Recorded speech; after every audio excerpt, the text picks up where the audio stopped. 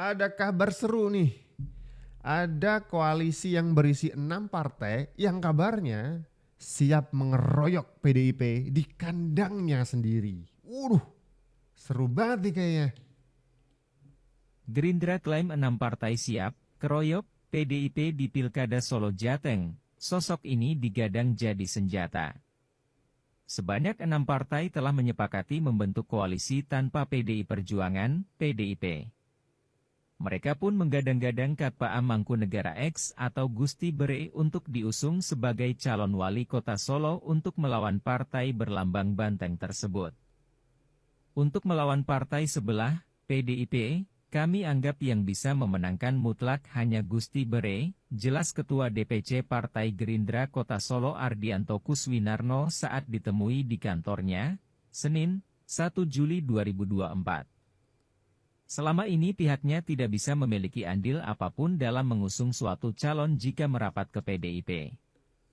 Selama ini beberapa kali periode pilkada menutup diri. Karena merasa sudah besar. Kalau bergabung sifatnya mendukung bukan mengusung, tuturnya. Saat ini partai yang telah sepakat membentuk koalisi di antaranya Partai Gerindra, PSI, PAN, Partai Golkar, PKB, dan PKS. Mereka pun berperan untuk mengusung pasangan calon di Pilkada Solo mendatang. Ardianto menyatakan siap berhadapan dengan PDIP yang menguasai 20 kursi dari total 45 kursi. Kalau di tempat kami sudah membentuk kapal siapapun yang bergabung semua statusnya mengusung bukan mendukung. Sangat siap, head to head dengan PDIP. Karena kami yakin akan menang mutlak, ungkapnya. Tuh. Di Solo sudah ada Gerindra yang memimpin partai-partai lain buat mengeroyok PDIP di Pilkada Solo gitu. Kita baca beberapa komentar deh. PDIP tak pernah gentar menghadapi partai penguasa. Mantap. Tapi kalau Solo penguasanya masih PDIP. Kebetulan Mas Gibran dan juga wakilnya di Wali Kota Solo, ya kan? Saat terpilih masih berbaju PDIP. Penguasa yang mana nih? Oh, presiden mungkin maksudnya. Boleh. PDIP gak gentar bro, makin kuat lawan semua partai. Boleh. Ini bukan siapa yang paling tidak gentar ya, tapi soal menang kalah. Tidak gentar boleh tidak gentar. Tapi kalau 16% gimana? Gimana? Seperti Pilpres yang baru lalu, gimana PDIP lihat itu? Nggak gimana-gimana. Kita belajar bahwa dalam politik yang minim etika, Iya. maka problem terbesarnya bukanlah regulasi, tapi seberapa kuat kita. Karena dalam politik tanpa etika, orang tidak akan pernah bertanya seberapa benar kamu, tapi seberapa kuat kamu. Kira-kira seperti itu. Jadi kita nggak peduli. Mau Bobinya maju, mau Kaisang maju, mau Jokowi maju lagi. Kita nggak peduli. Enggak, karena menurut kita ada yang harus kita pikirkan jauh lebih besar. Ada situasi ekonomi yang sangat buruk hari ini, ada data yang hilang di mana-mana dan saya kebetulan dan istri juga takut kemudian data-data kita ikut terbang ke negara lain. Nomor rekening cap jempol fingerprint segala macam gitu loh. Banyak sekali. Pilkada ini akan kita lewati dan kita dilatih untuk bertarung sekuat-kuatnya, sekeras-kerasnya, sehebat-hebatnya, dan seterhormat-hormatnya. Oke. Tuh kalimat menarik yang terakhir, seterhormat-terhormatnya. Jadi tolong diajarin Pak Sekjen Hasto, temennya, ya kan?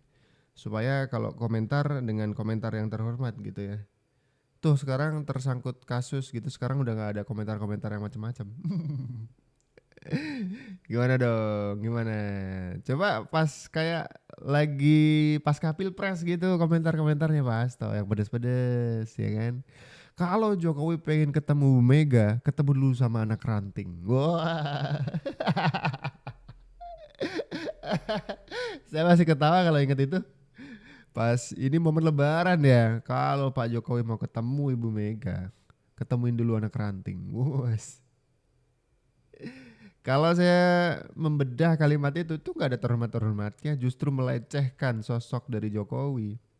Pun meskipun nggak ada embel-embel presiden misalkan ya, kita anggap Jokowi adalah rakyat biasa misalkan. Mesti apa gitu, ketemu anak ranting dulu untuk bisa ketemu dengan Bu Mega. Apalagi kalau status Jokowi masih presiden gitu. Seorang presiden ingin bertemu dengan mantan presiden ya kan, biasa aja. Secara politik kan juga diperbolehkan, tidak ada dilarang-larangnya. Tapi kenapa mesti ada statement mesti ketemu sama anak ranting? Waduh.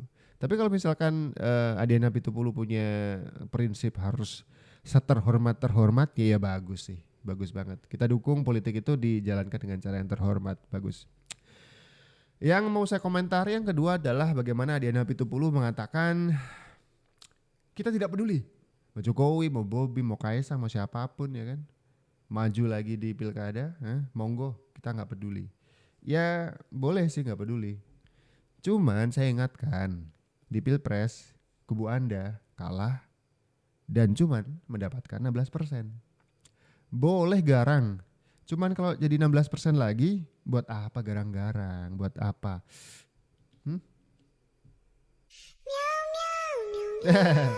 Netizen bikin meme. Ini adalah ekspresi Hasto pas tahu Puan buka peluang usung Kaisang di Pilgub Jateng. Ya gara-gara Puan ngelihat hasil survei nama Kaisang tuh bagus, tinggi gitu. Puan jawabnya iya dong, Kaisang jadi salah satu pertimbangan juga. Tuh Puan yang ngomong tuh, gak apa-apa, bagus Kaisang. Kalau Anies Baswedan di Jakarta dikomentari Puan Maharani, Mas Anies menarik ya. Kalau di Jateng Puan Maharani komentarnya bagus Kaisang. Hasto bakal, aduh gua udah jelek-jelekin King Owi sama keluarganya lagi ya kan. Ini anaknya Bu Ketum malah begini ya kan. Gak kompak. Gak kompak dong. Hampir 3 bulan tidak menginjakan kaki di Kalimantan Utara karena setelah pemilu banyak hal yang harus dilakukan di tingkat pusat, nasional. Ini nih Deddy Sitorus Kemarin lagi bagi-bagi seminggu setelah hadiah. pencoblosan saya juga kemarin untuk membagikan Maaf, kultivator lagi seperti pencitraan. Bapak Woi. 30 kultivator sudah kita bagi 3 bulan yang lalu. Sekarang ada 26 unit lagi. Ya, tadi kita habis membagi. Oke, kita baca langsung deh komentar dari netizen soal video tentang Deddy Sitorus nih. Fernandus Yulianto, partai aja kalah sama Pak D, apalagi cuma seorang diri, ya udahlah semangat aja lah Yeng. Dikomentari sama Deddy Sitorus ya. Kalah sama kekuasaan yang menghalalkan segala cara, memperkosa hukum, membengkokkan alat-alat negara, menggunakan APBN, ASN, Kades, kau pikir saja sendiri. Jangan dibiarkan mikir sendiri bang. Gimana ya kita mau ngomongnya ya? Mending kalau misalkan tuduhan-tuduhan itu sudah diputuskan di MK atau di peradilan-peradilan yang lain gitu, itu jangan terus-terusan untuk apa ya, ngungkit-ngungkit hal yang sudah diputus gitu. Jadi terlihat Anda, Bang Deddy Sitorus sebagai elit PDIP, orang yang dipilih oleh rakyat untuk mewakili karena Deddy Sitorus juga anggota dewan, ya kan? Itu mencontohkan untuk tidak taat hukum karena putusan hukum tidak dihormati. Mungkin ada penjelasan bang, mungkin ada cara yang lebih elegan gitu ya, cara-cara yang lebih terhormat. Kalau Bang Adiana Pitupulu bilangnya PDIP akan berpolitik seterhormat-terhormatnya gitu tadi. Nah ini Bang Deddy Sitorus mesti meniru juga nih saran dari Bang Adiana Pitupulu ya kan. Mesti terhormat juga nih kalau pengadilan sudah memutuskan kasus hukumnya tuh hasilnya A, udahlah. Jangan kayak anak apa istilahnya ya, rewel gitu. Hari ini ada satu berita yang nampaknya ini bisa menimbulkan banyak sekali pertanyaan, yaitu berita terkait kepuasan masyarakat kepada Presiden Jokowi. Ini ada apa gitu ya, nggak ada angin, nggak ada hujan, tiba-tiba survei. Ya oke lah, katakanlah ini adalah survei yang dilakukan secara berkala gitu ya, tiap bulan dilakukan. Tapi kan baru sekarang nampaknya ini diberitakan atau dipublikasikan. Pastikan ada tujuan-tujuannya. Ya karena di sisi lain ada juga berita soal citra positif katanya. Citra positif Pak Jokowi naik dari sebelumnya sekitar 81%, sekarang mencapai 89,4%. Ya nggak tahu apa bedanya ini antara kepuasan. Mungkin kalau kepuasan itu puas dengan kinerja, kalau citranya mungkin citranya baik gitu ya. Pak Jokowi baik dan sebagainya gitu ya. Jadi ya mungkin itu maksudnya. Tapi dari sini gitu ya, dari angka-angka yang muncul hari ini, itu menurut saya sangat-sangat bisa dipertanyakan. Karena kalau soal tingkat kepuasan masyarakat kepada Presiden Jokowi itu tinggi sebelum adanya putusan MK, sebelum adanya putusan MA, sebelum adanya banyak sekali oknum-oknum dan bansos-bansos gitu ya, itu masuk akal gitu ya.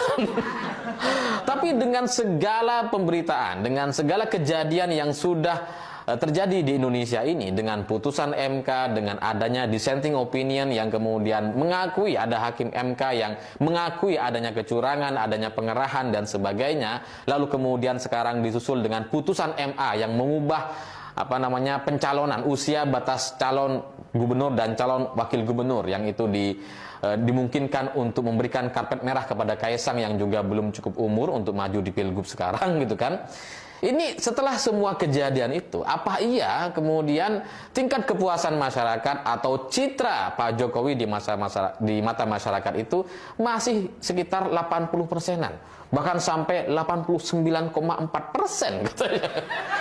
Di tengah cerita, di tengah masalah-masalah yang dihadapi oleh Indonesia hari ini. Nggak cuma soal dolar yang sudah tembus 16.400 atau mendekati 16.500 dan nampaknya on the way 17.000 setelah ini.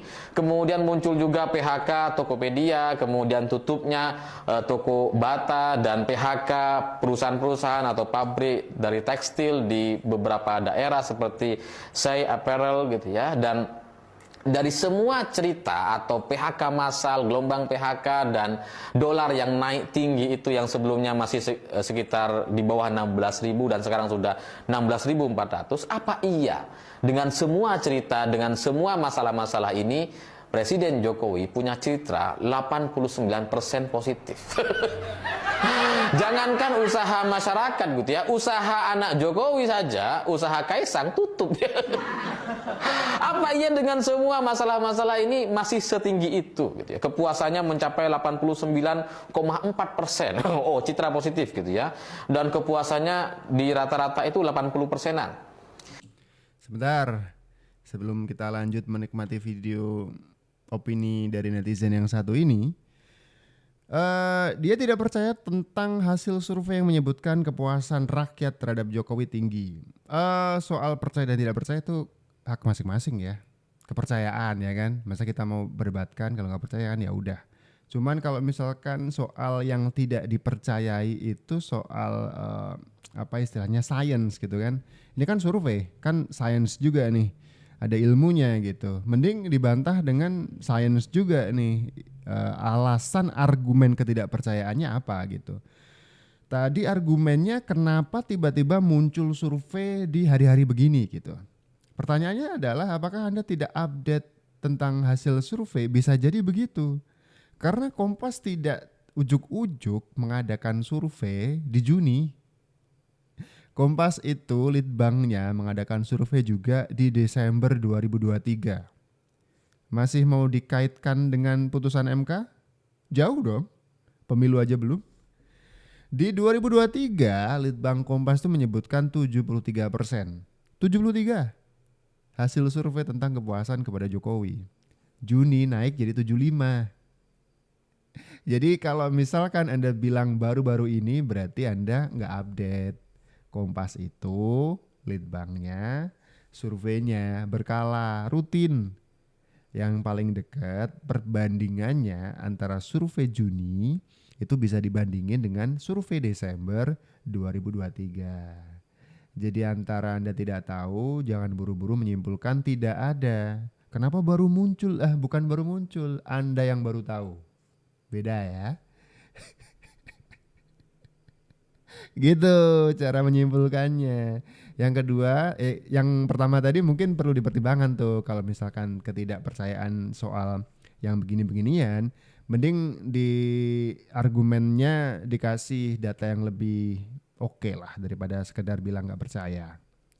Kalau ini dihasilkan oleh survei atau lembaga survei yang ada kaitannya dengan konsultan politik, oke, kita masih agak ragu-ragu. Misalkan M. Kodari itu punya lembaga survei, tapi M. Kodari kita bisa jelas-jelas melihat beliau itu condong ke Pak Jokowi. Oke, mungkin ada tendensi ke sana.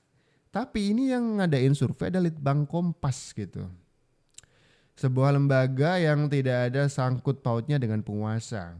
Atau sebut saja tidak ada sangkut pautnya dengan Jokowi. Gimana dong? Coba kasih counter yang oke lah. Datanya. Dan selain itu gitu ya, kenapa survei ini kemudian tiba-tiba muncul? Sebelumnya kan nggak ada gitu ya. Ada. 2023 Desember, coba dicek lagi. Googling lah. Dipakai HP-nya. Ya, yang terakhir survei soal kepuasan presiden kayaknya tahun lalu, Desember Lah, ini 2023 gitu ya. Bener. Kemudian ada Pilpres di bulan Februari. disebutkan dong Desember 2023 berapa angkanya? Disebutkan dong. 73% kalau belum disebutkan ya. Kalau nggak mau nyebutin 73%. Atau netizen bisa googling lah. Angka 70 itu tinggi. Pun juga naiknya di Juni ini ada kenaikan. Cuman kan dikit ya. Jadi 75 aja. Tapi tetap merepresentasikan, menggambarkan bagaimana rakyat itu puas gitu dengan kinerja Jokowi. Maret, April, Mei, Juni tiba-tiba muncul survei lagi. Ya, kalaupun katakanlah ini dilakukan secara berkala gitu ya, tapi kan kenapa baru sekarang kemudian itu dimunculkan? Apa tujuannya? Apakah untuk memberikan kado ulang tahun kepada Pak Jokowi hari ini yang sedang berulang tahun gitu ya? Atau justru meredam situasi dari gelombang PHK massal, dari ketidakpercayaan investor dan penilaian terhadap peringkat saham kita yang diturunkan oleh Morgan gitu kan. Apakah ini dalam rangka untuk menekan itu semua? Kalimatnya pertanyaan ya, apakah survei ini dikeluarkan untuk meredam isu-isu negatif gitu? Ini pertanyaan. Jadi netizen yang ini juga nggak ngerti bener. Jadi tuduh aja gitu. Oh ini jangan-jangan begini, jangan-jangan begitu gitu. Ya kalau mending pendapatnya itu relevan, pendapatnya itu presisi, nanyanya ke Litbang Kompas. Jangan berasumsi dong. Survei itu masa dilawan dengan asumsi ya. Dan kalau itu yang dilakukan gitu ya, untuk kepentingan meredam situasi dari gelombang PHK dan ketidakpercayaan investor asing atau masalah-masalah yang ada di IKN, menurut saya itu kok terlalu berlebihan kalau kemudian memunculkan survei kepuasan masyarakat. Iyalah, tentu berlebihan dan tidak penting. Ngapain? Yang adain survei orang lain, kita yang ribut untuk penafsir. Oh jangan-jangan untuk nutupin kasus ini, kasus itu gitu. Haters ada aja lah alasannya buat cari bahan ya. Boleh. Tapi nggak apa-apa. Itu opini. Boleh berpendapat, boleh. Nggak apa-apa, bebas. Oke, kalau kalian punya pendapat kayak gimana nih? Tulis di kolom komentar. Saya Abdul, ciao.